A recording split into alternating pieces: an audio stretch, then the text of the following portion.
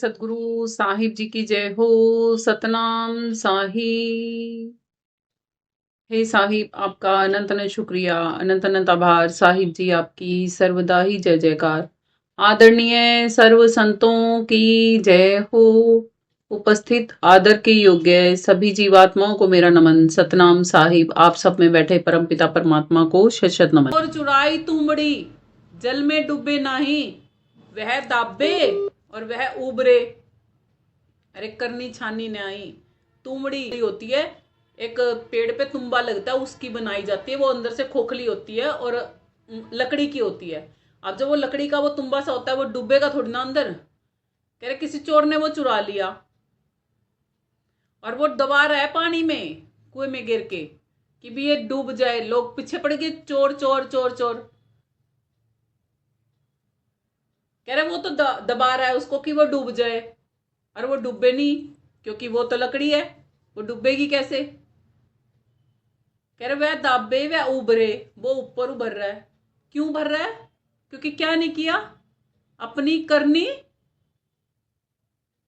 करनी नहीं देखी कि कैसी कर दी।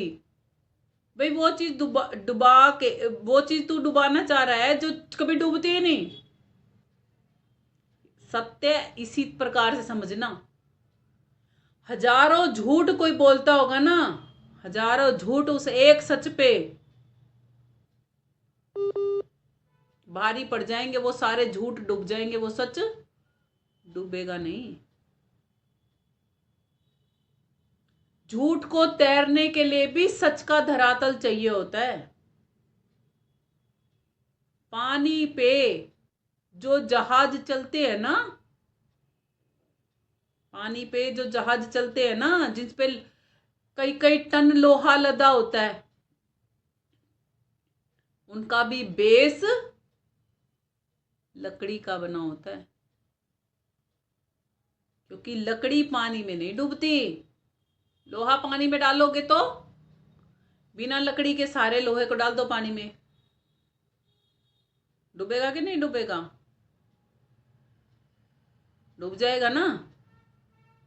तो लकड़ी क्या प्रमाण कर रही है कि सत्य कभी डूबता नहीं। और लकड़ी हटा दो और लोहे को फिर डालो पानी में, डूबेगा ना।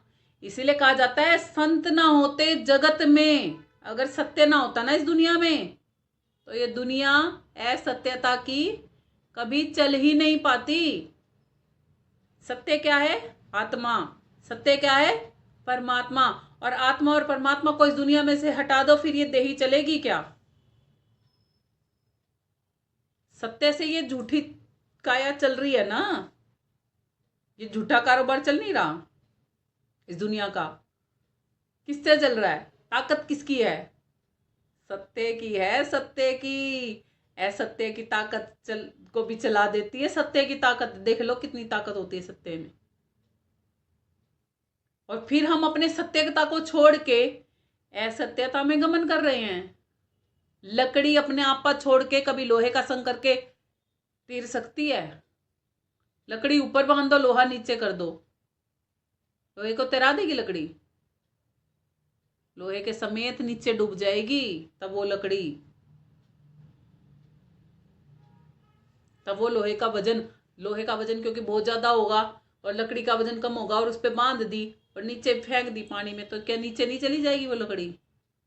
ऐसे ही हम असत्यता में इतने डूब चुके हैं कि अपने सत्य प्रमाण को भी भूल चुके हैं। जबकि उसमें कितनी ताकत है, इस सत्य आत्मा में कितनी ताकत है कि सहज शरीर अपने आप को तार सकती है, असत्यता को भी तार सकती है। साहिब सहज शरीर नहीं गए थे क्या? यहां से उड़ गए थे ना। क्या कहते हैं? टोहे नहीं पाया वो शरीर। कहाँ गया वो शरीर? कपूर भया वो शरीर। कैसे बन गया कपूर? हमारे तो आज तक किसी ने नहीं देखा बनता हुआ कपूर। कैसे बनेगा ये शरीर कपूर? सुन के हैरानी नहीं होती? संतों के शरीर ढूंढने से भी नहीं मिलते। हैरानी नहीं होती सुन के? हम उसी दुनिया में रहते हैं। इस दुनिया में आए थे संत। और हम में एक भी लक्षण नहीं संतों के, और हम चाहे हम भवसागर से पार हो जाएंगे। अरे कैसे?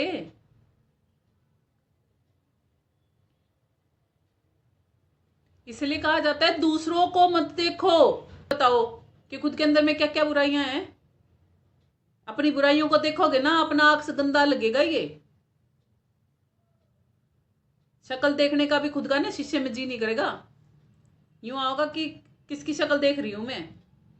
जो इंसान अपने साथ 10 मिनट नहीं बिता सकता एकांत में, और वो चाहता है मैं मेरे साथ दुनिया समय बिताए, कैसे बिताएगी?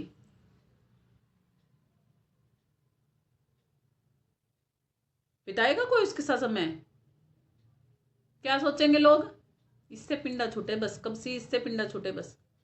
होगा ना ऐसे ही। इसलिए कहा जाता है उस एकांत में अपने अंदर की बुहारी बुहारो, उस राम नाम से अपने अंदर में बुहारी बुहारो, ताकि आपका अंतःकरण सतनाम सतनाम सतनाम, ये जब बोला जाता है ना सतनाम, तब आपको याद आ सके कि आप सत्य हो, आपका नाम सत्य है। जैसे बोला जाता है ना राम नाम सत्य है, राम का नाम सत्य है। राम का नाम राम है नहीं बोला जा रहा। क्या बोलते हैं? राम का नाम भी सत्य है, आपका नाम भी सत्य है, इधर यहां वाली का भी नाम सत्य है। सत्य क्या है?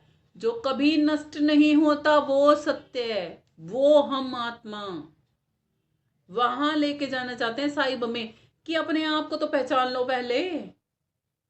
जब तक आप अपने आप को ही नहीं पहचान रहे, तब तक उस ऊपर वाले को कैसे पहचानोगे और कैसे पहुंचोगे?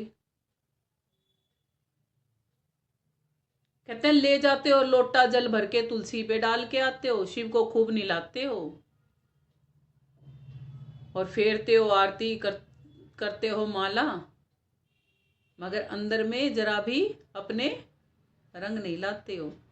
उस मालिक के रंग अंदर में लगा लो। माला फेरनी है फेरो, आरती करनी है करो, कहाँ करनी है? जलाओ अपने घट का दीपक, बाहर वाला दीपक जलाने की जरूरत ही नहीं पड़ेगी। जिस दिन घट का दीपक उजागर कर लोगे ना, फिर बाहर दीपक जलाओगे ना, फिर आनंद देखना कैसा आता है। घट में तो अंधेरा करे बैठे हो और बाहर दिया बत्ती जलाने लग रहे हो, क्या फायदा? जब घट के अंदर दिया बत्ती जलेगी ना और फिर बाहर जलाओगे ना, फिर पता लगेगा हाय मेरे मालिक ने तो ये वाली दिया बत्ती ना मेरे अंदर में भी जगा दी। शुक्राना निकलेगा उसका जब भी बाहर वाली उस दिया बत्ती को देखोगे। इसलिए साहिब कहते हैं कि बाहर बाहर घूम रहा है, बाहर घूमने से क्या फायदा जब अंदर में नहीं गया। तो कहते हैं बिना परिचय साहिब होए बैठे, विषय करे व्यवहारा। कह रहे हैं कामनाओं का, इच्छाओं का, विषयों का तो व्यवहार करते हैं संसार में। जब गुरु के अंदर में पाने की लालसा होती है ना, और कहते हैं बिना परिचय के ही, उस साहिब का परिचय नहीं है कि वो कौन है, वो सारे ब्रह्मांडों को क्या, हर जगह को, हर चीज को चलाने वाला वही है, हर चीज की देन वही है, आपको बनाने तक वाला वही है। उसका तो परिचय है नहीं, और क्या बन बैठे? खुद गुरु बन बैठे। और क्या क्या, क्या सोच रहे हैं? मेरे भरण पोषण का सामान, मेरे पहनने ओढ़ने का सामान, मेरे रहने का सामान, मेरे हर चीज का सामान कौन लेके आएगा? ये चेले चमाटे पाल रखे हैं, किसने पाल रखे हैं?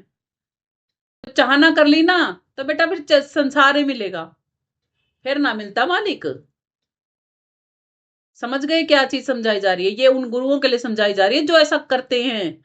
आप ले आए जी, आप इतना क्यों लेके आए जी, मेरे पे क्यों बोझ चढ़ा रहे हो जी, आप चाहो मेरी आंतड़ी निकल जाए जी, आप ना लेके आए करो। और लेके आओ तो अपना कि मैं प्रसाद समझ के उल्टा भी ले जाए करो जी, क्यों मरना बोझ में मारो हो। मानना भगवान ने भेजा आपको प्रसाद देके, प्रसाद स्वरूप ग्रहण किया उस मालिक का प्रसाद समझ के। ये नहीं कि वो लेके नहीं आई वो दे के जाए, वो ये आप लेके आते हो, आप अपना भला करते हो।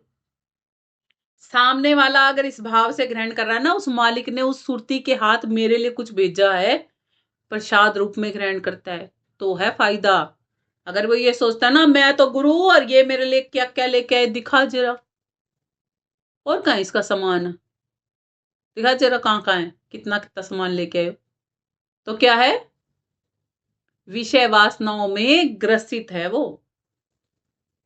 समझ गए अब क्या समझाना चाह रहे हैं? अपनी श्रद्धा, अपने विश्वास, अपने भाव, अपने उससे एक का लाते 1 लाख का लेके आओ। कभी किसी गुरु को ये मत पूछ लेना कि आपकी इच्छा क्या है जी, मैं आपको क्या दूं भेंट में। जो उसने यूं कह दिया, सारी प्रॉपर्टी, अपने बालक, अपना पति, अब तुम रहो मेरे नीचे नौकर बनकर, मैं रहूंगी मालकिन बन के, कर लोगे? क्यों? थोड़ी देर पहले तो आप दातार बन रहे थे। अब जी आप क्या चाहते हो मांग लो,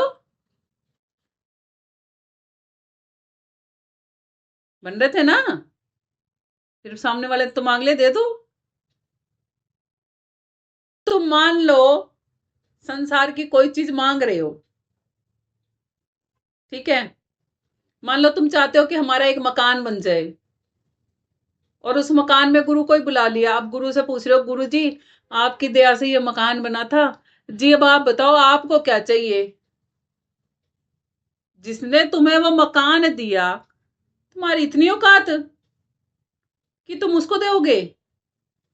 पहली बात तो अपनी औकात याद कर लो, और दूसरी बात फिर गुरु जी को आपका मकान ही भाग गया, वो बोला जी बेटा जी ऐसा कर, झाड़ू पोछे की बाल्टी कहाँ है,